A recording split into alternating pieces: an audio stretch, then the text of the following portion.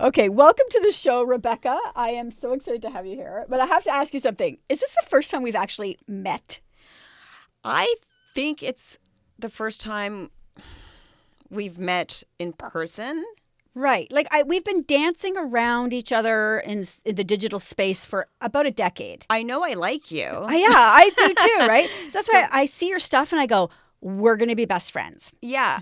No, I immediately, even as we were trying to set up this interview, we were going back and forth and it was fun. It was like entertainment for me. It was fun. Yeah. So I was like, I can't wait to have you on the show because I did Netflix for you. Oh, what did you stop watching? I'm not telling. It was Cheer, wasn't it? Let me put it that way. If I were to murder someone, I probably would know how, just based on all the those kind of shows that I like on Netflix. That's so funny. Do you know? I got to tell you a funny story. We went on a trip to Holland, and we were in this Airbnb.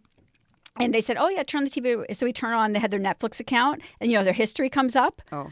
It was all murder shows. I know. And serial killer shows. I'm addicted to those. And I'm thinking, should we be worried staying in this house now? It's so funny. You can tell a lot by a person by what they watch on Netflix. Well, all my friends do the same thing. We all now think we're not only criminal lawyers, we think we could actually get away with murder, which is ridiculous.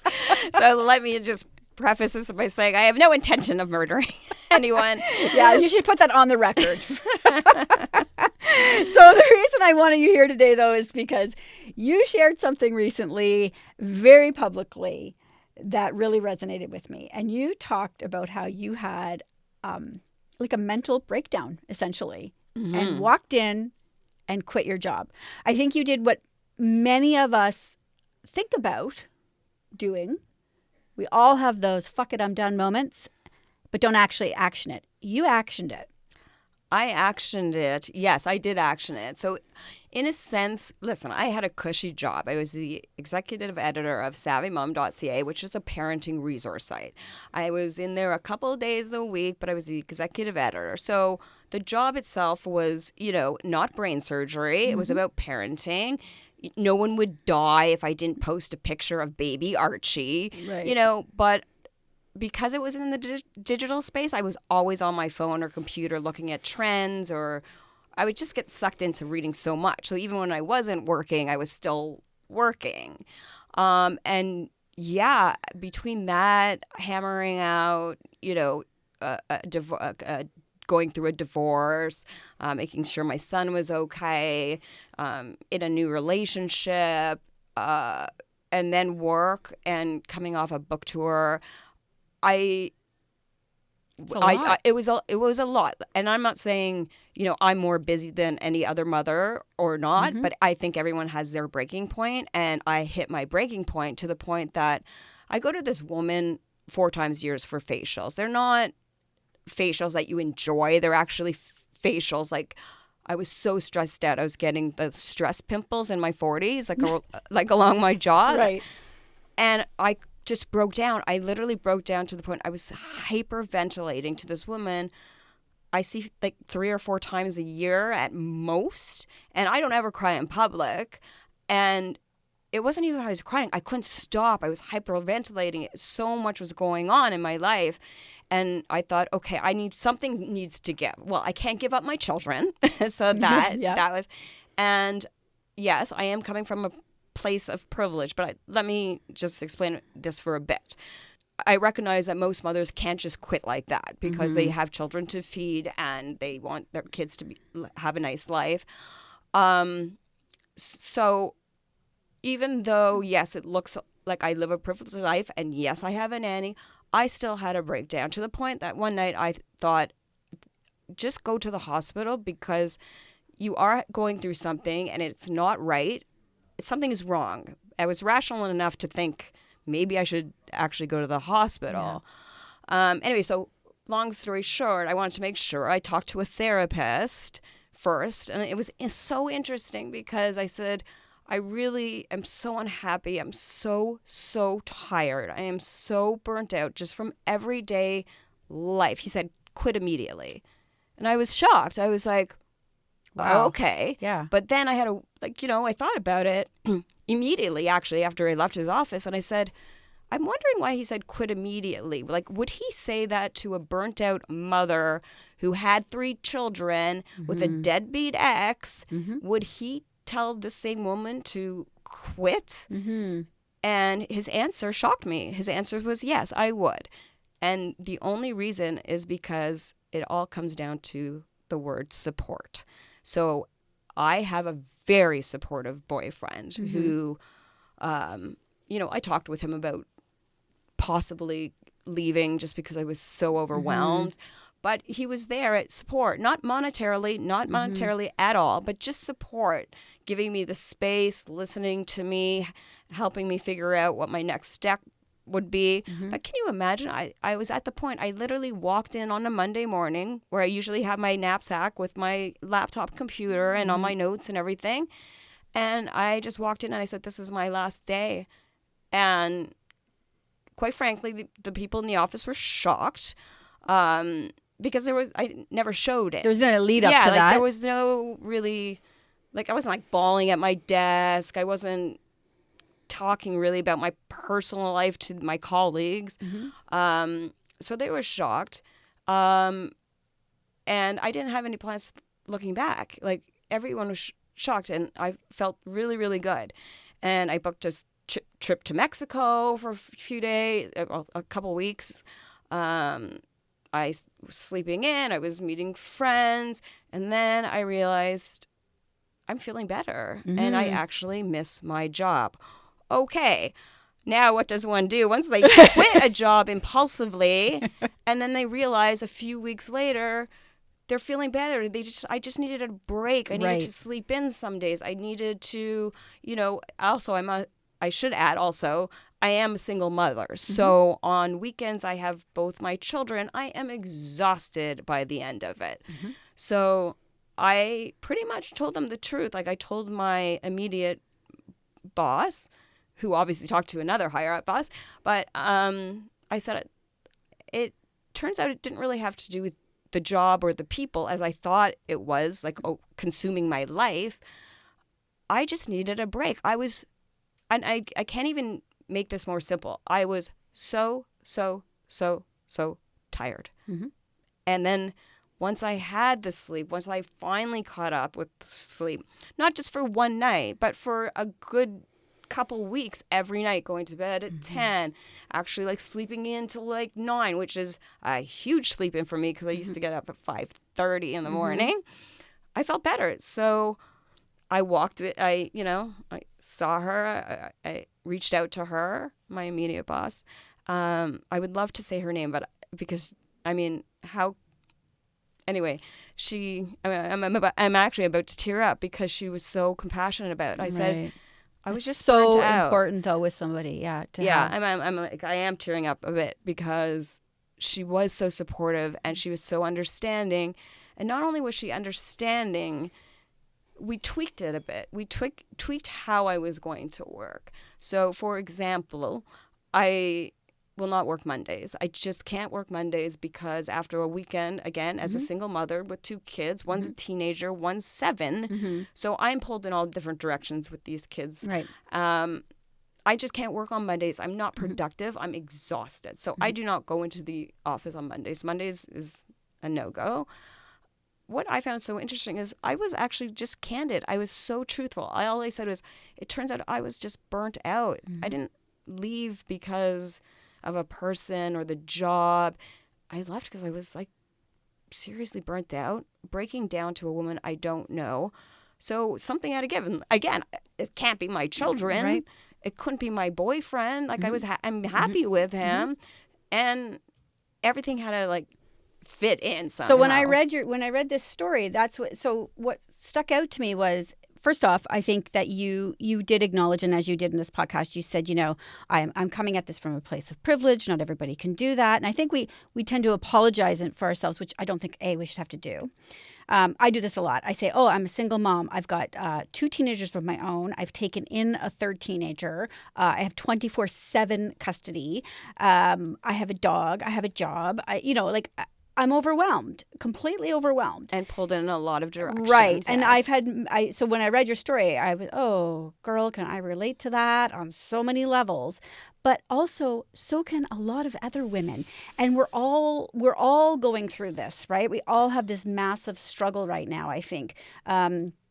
Whether you're just a working mom, you're married and a working mom, not married and a working mom, single and you're working. Oh, yeah. There's just a massive amount of stress. And I think the biggest part right now is sort of stepping back and recognizing when to get help and to not be embarrassed to get help. So, my therapist I adore her, but I think everybody when they're born should be handed a puppy and a therapist. Life would be so much better. Right. But therapy has been huge because I think it puts that one person sort of in your corner with you to help you navigate such a stressful time of your life, right? Yeah. And I should also say, yes, sure, I'm coming from a place of privilege. Mm-hmm.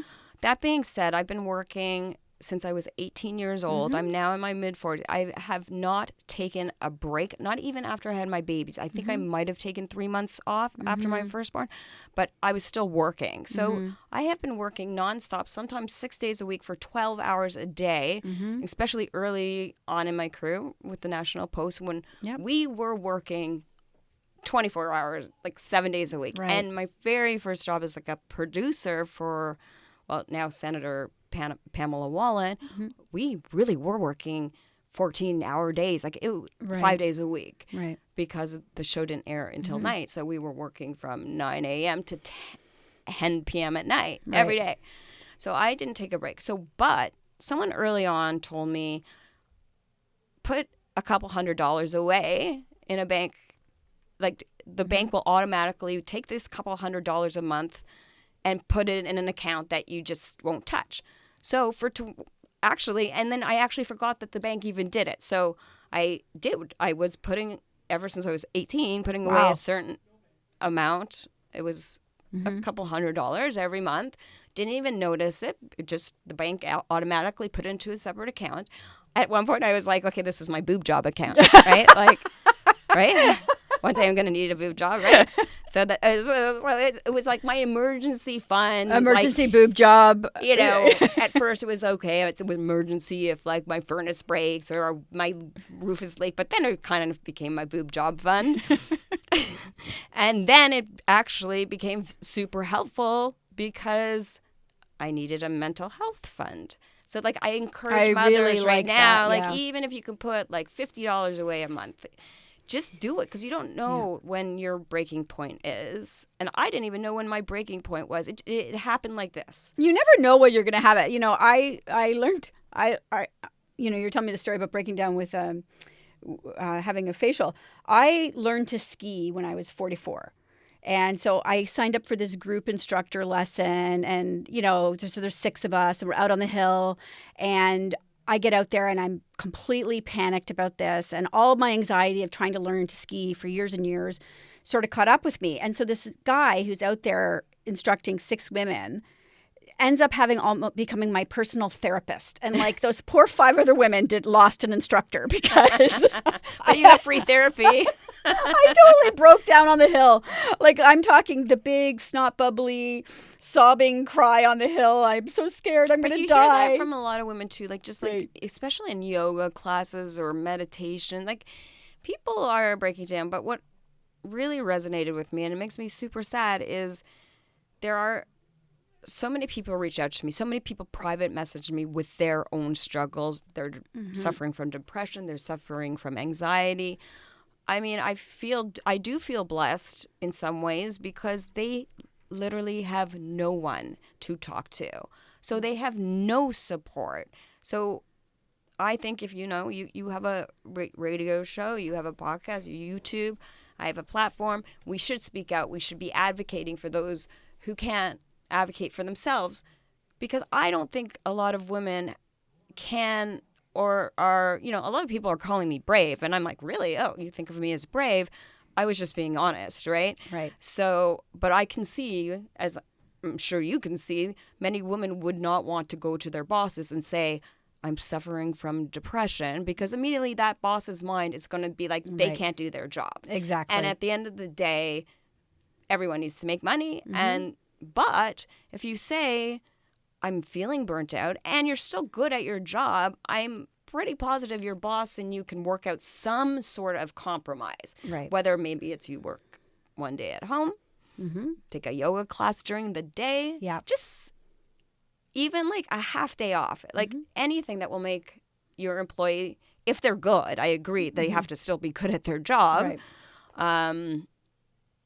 easier on them. And I think there's something to be said too for that openly sharing our journey and our path. I think that we are caught up in this crazy social media world. You know, I mean, I'm Gen X, you're Gen X, right? You remember life before this, like sharing everything. I'm almost forgetting. That's how old I am. Right. I'm just kidding. Yeah. It's like, you know, but we had a life before we shared every moment of it on social media. And so I think that we look at these things and we go, oh, highlight reel, look at how awesome their life is. Right. And there's a lot of pain behind that perfect curated life you're seeing.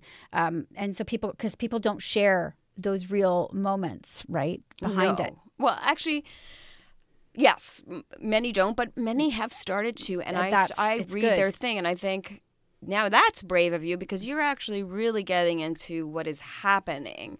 Does it help them? Maybe it does. Like just to get it out. So and it's scary to share it because you're thinking, what are people going to think when I share this? Are they going to judge me? Okay, like if people judge me because I was burnt out, they can go fuck themselves because I was burnt out. Like I didn't murder anyone. No. I, like my kids are safe and healthy. Like, fuck off. I was burnt out. Right. Right. But you're candid online all the time. And so just to kind of bring it back, like you recently were judged about your love of your son. You know, my gosh, yeah. Like I was like, really? So like you deal with a lot because you're so candid, you get that judgment. And so that I think that other women maybe see that and think, well, I'm afraid to share my story in case I get that story this judgment. But that was crazy. It was crazy, but so many people commented saying the same thing happens with them.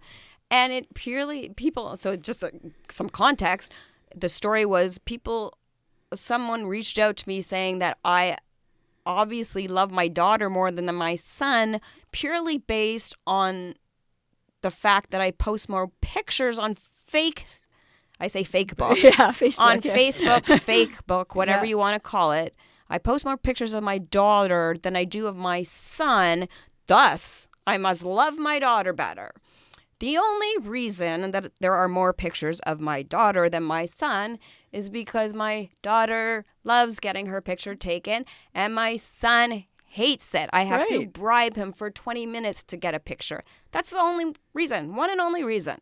So don't try to analyze my life based on comparing pictures. That's nuts. That's nuts. It is crazy. So that's what I mean. So I think that we see all this and we're trying to make sense of it all on social media. We see the highlight reels from people. We see people being judged for crazy, silly things like something like that.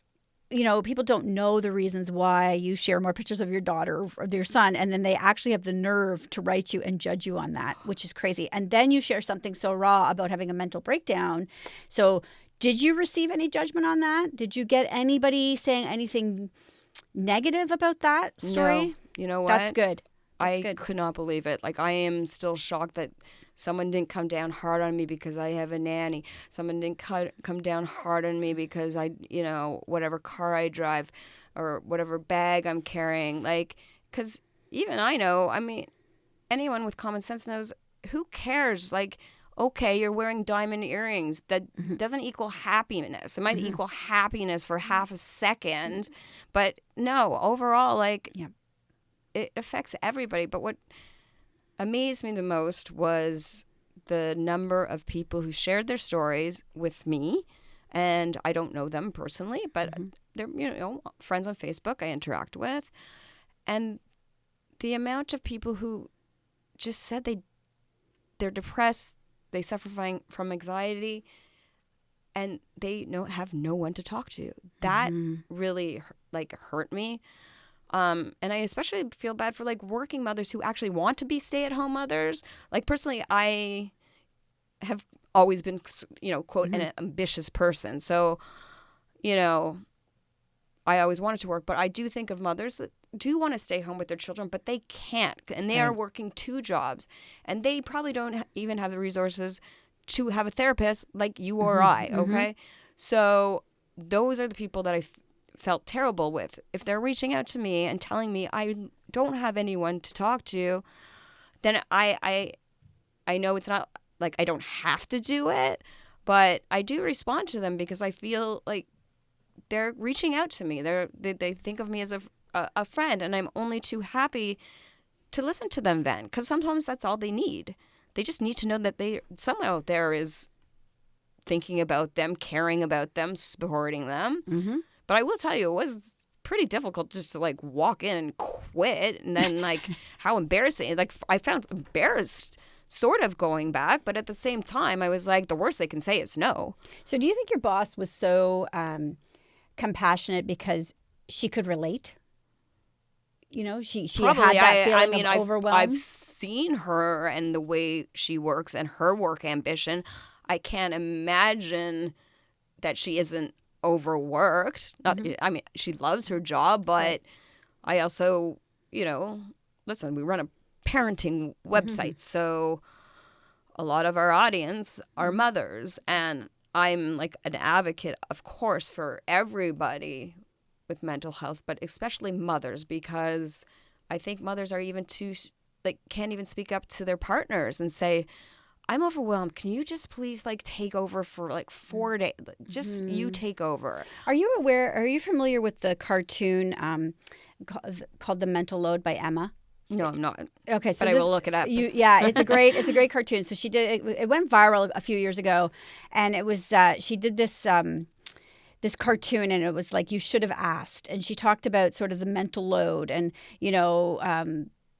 go about how something overflowed, and the husband gets upset with her, and he says, why didn't you ask me, you should have asked me, and she's like, why did I have to ask you to Women help, have right? women have a hard time asking for help, though, don't you find? Like it's very like some of my friends like I know they need help for something, and I have to press it like on them, and even me, I had to learn to ask for help too, right? Because Right. it's you don't want people pitying you, you don't want to seem like you can't handle things, but I needed help and I got it, and I have suffered. I mean, I was open about suffering from postpartum depression like 16 years ago, 15 years ago with my first book Knocked Up, and I'm still to this day getting messages saying that book just by me sharing that I was suffering from postpartum depression saved their lives. Right. Those are their words. I have saved their lives just by sharing that I suffer from postpartum depression,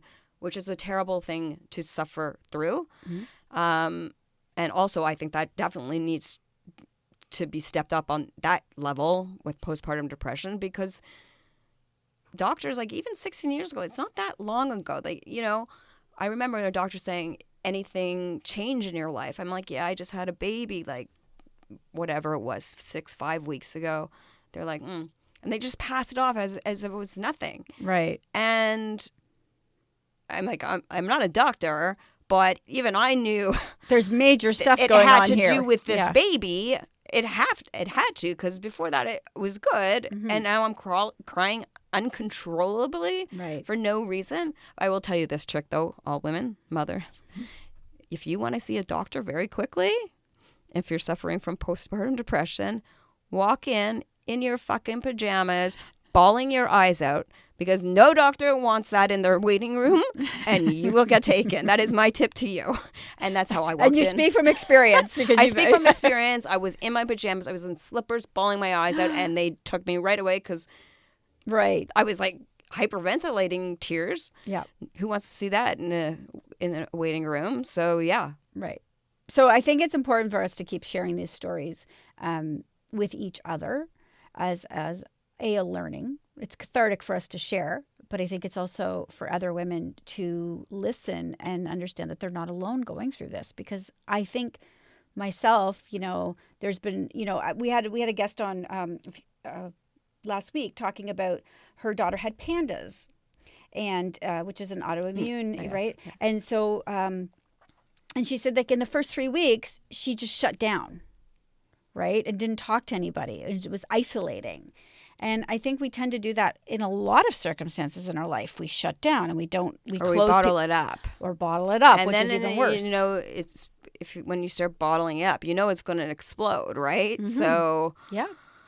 that's what happened in my case. But yeah, I mean, even if someone like I don't know, I obviously don't have 5,000 friends, right? But there they are on my Facebook. And even like just liking someone's post if they're having a hard day and just a one word, an emoji heart, just let them know like someone is out there like who Hurting. yeah, and from the other end, someone is looking at you. Someone actually does care about you. So that's but an women, important they need point. to speak up. But employers too have to also get used to this new normal of what I'm saying ordinary life. And again, I didn't need a break from social media. I didn't need a break from parenting. I didn't need a break from my job. It was ordinary, everyday getting by life that I needed. And I think a break employers for. are starting to recognize that, because I know that recently I read something about, I think it was Manulife who's come out with this, a new mental health initiative for their employees. So I think companies are starting to really get on board with that.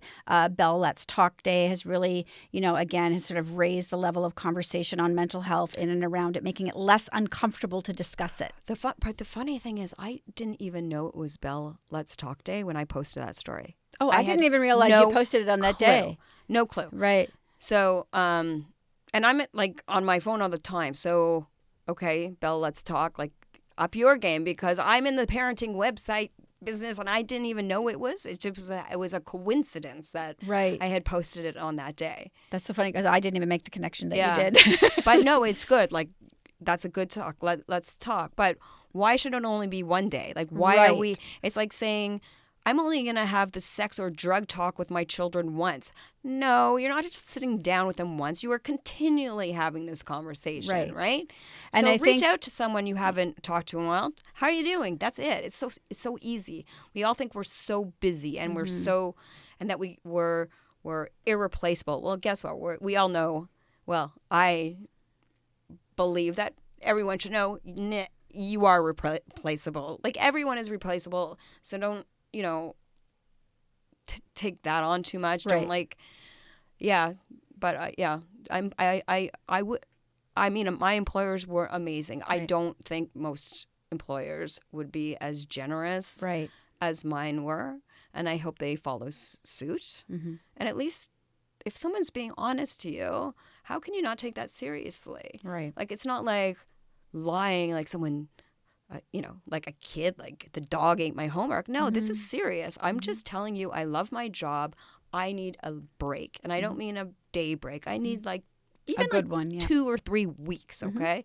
No one is going to, well, unless you are a doctor, like Right. no one is actually going to die Yeah. if you don't, Right. if things fall behind. I just want to circle back to about what you said on social media, because I know that you do this a lot. I've noticed you comment and like and reach out to just about everybody. I mean, and you have a lot of people on your page, right? Yeah. But I think it's important, because I think a lot of times we see people in pain on our social media and we skip over them because it makes us uncomfortable.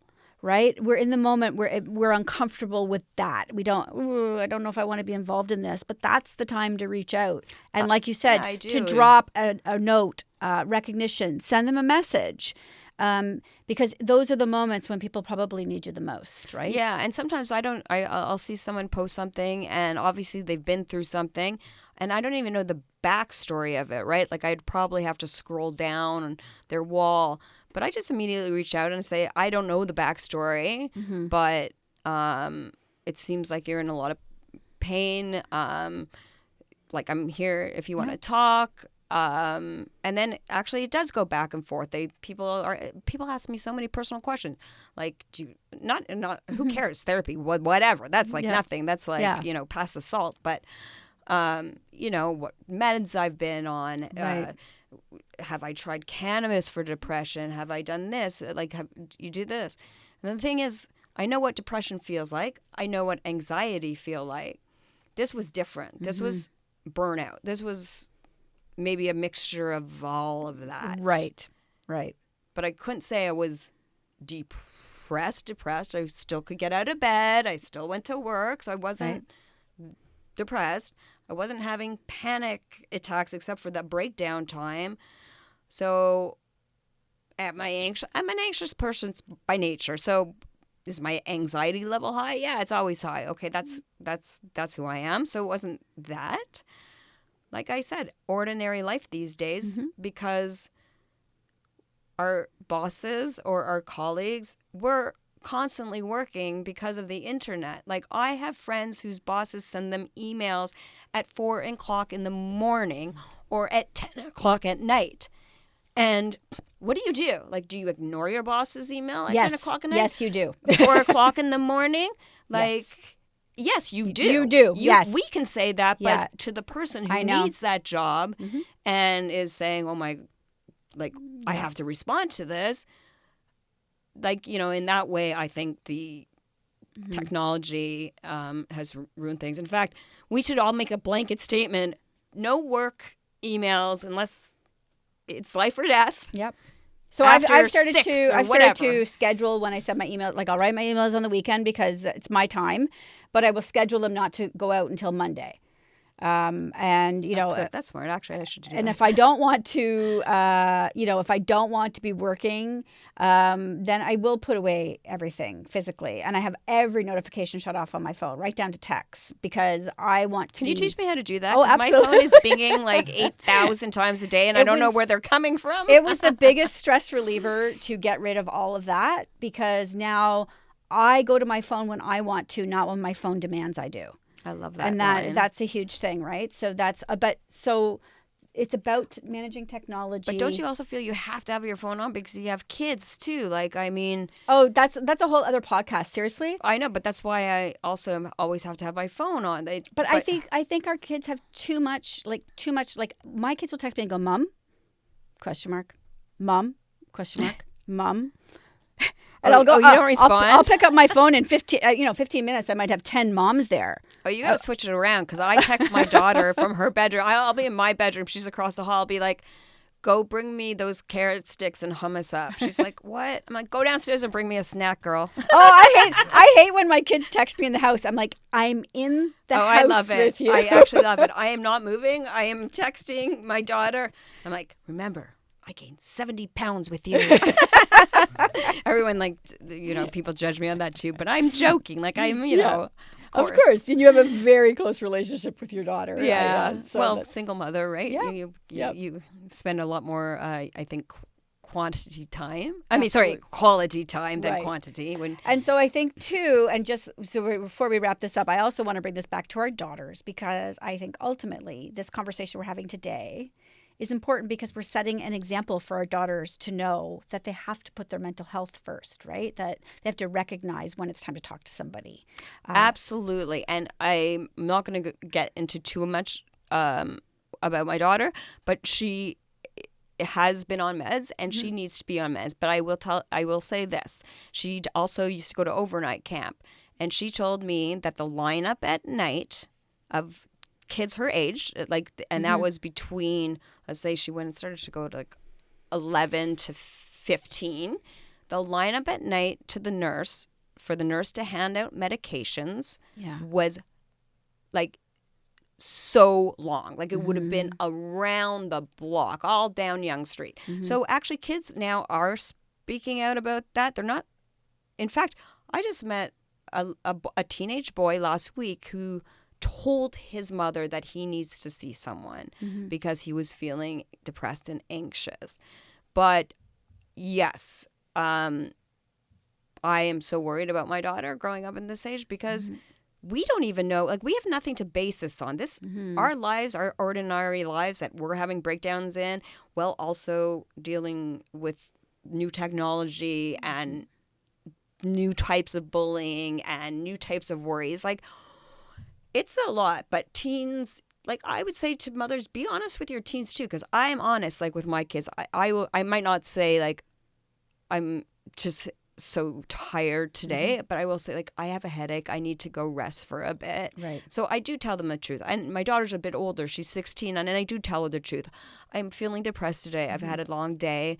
And because they need to know too. I don't think it's something you need to hide. In fact, I think you're doing maybe a disservice to your family if you're not being truthful and upfront. Like, Right.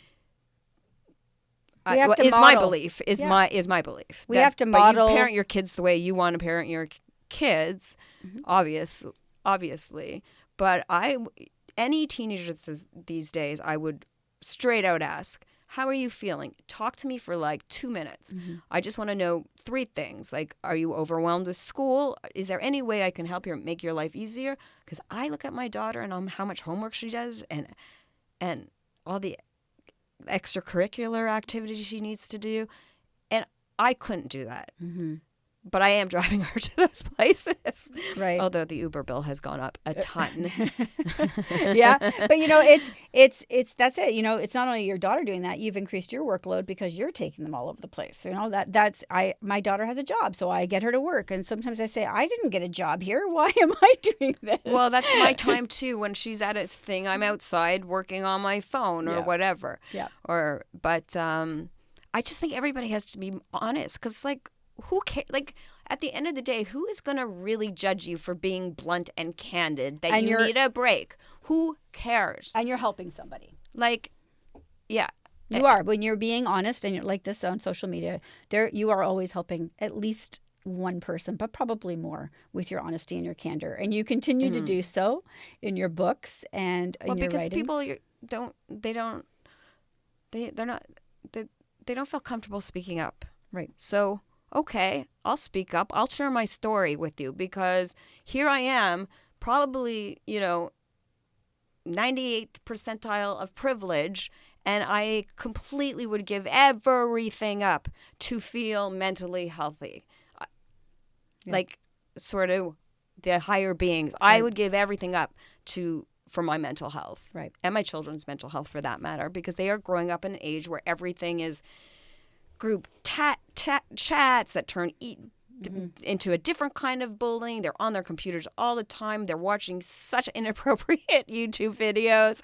And quite frankly, I'm like one of those mothers. I call myself, like, sometimes, okay, I'm a good enough mother today. Like, right. Good enough? Like, okay, yes, I think you're watching something totally inappropriate because I'm hearing swear words. Oh, and you're 7 years old and you just Amazon primed yourself something by my computer. Are you kidding me? Right. Like, but this is the age we're growing up, and we don't have anything to base it on, right? Right. So us parents of kids are learning a new life along with our kids. Like, it's a different lifestyle than our parents grew up in. That is for sure. So I'm going to have you back another time, because we obviously have a lot to talk about. I'm going to take you for drinks because I like you. All right. I have a new BFF. So I want to wrap this up, though, because I want to know, where can we send people to read what you're writing, where you continue to be honest? Is Savvy Mom, right? Yeah, it's savvymom.ca. Okay. I also posted on my personal Facebook, Rebecca Eckler. And you have a new book out? I had a new book that just came out called Blissfully Blended Bullshit, about blending families, and then, unfortunately, unblending families, which is actually harder than blending families. Yeah, and that's my latest. So, awesome. But yes, you can find the parenting type relationship stories on savvymom.ca. Wonderful. Thank you so much for joining us. Thank you.